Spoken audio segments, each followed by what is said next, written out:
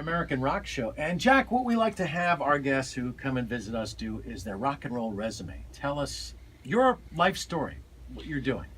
Well, let's see now. I was born in New Jersey, central New Jersey, town called Rahway, in the shadow of the penitentiary. Penitentiary. The Penitentiary, but you're right. It's about doing penance, right? Yeah, I started playing guitar.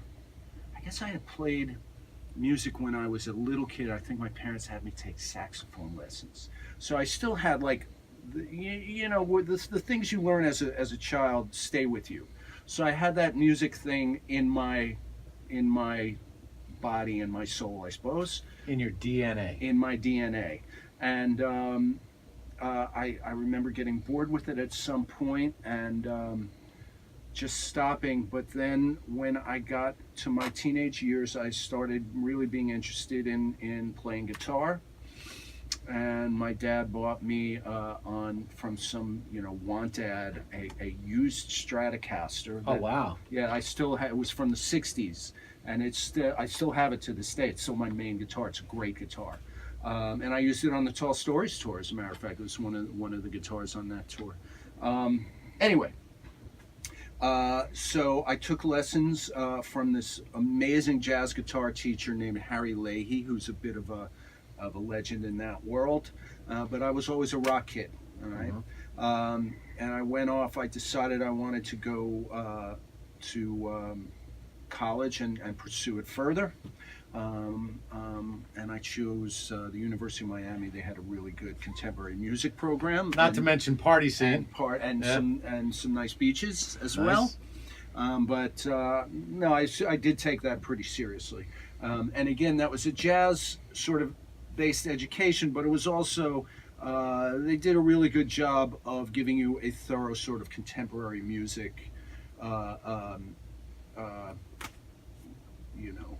set of tools. So when I got out of there, I kind of lost interest in jazz and went back to playing rock and roll. It was really I just love playing big old nasty A chords through a Marshall amp. Would you listen to the radio and all of a sudden start to play air guitar as a little boy? Oh yeah. Yeah. So who were you playing air guitar to? I was, well, here there's my three earliest influences, and the things that really hit me kind of in the stomach and really awakened my awareness of music were First and foremost were the Beatles. Right. All right. It is a very common thing for people to say that they were influenced by the Beatles. And when we talk about being a musician and playing the instrument, like guitar, I've noticed over the years that when it comes to lead guitarist, for some reason, nobody ever goes George Harrison as one of their top five. Well, he was my favorite. Exactly. Yeah. He was my favorite. I had an older cousin. He was actually my mom's cousin, who was a Vietnam vet. And when he came back,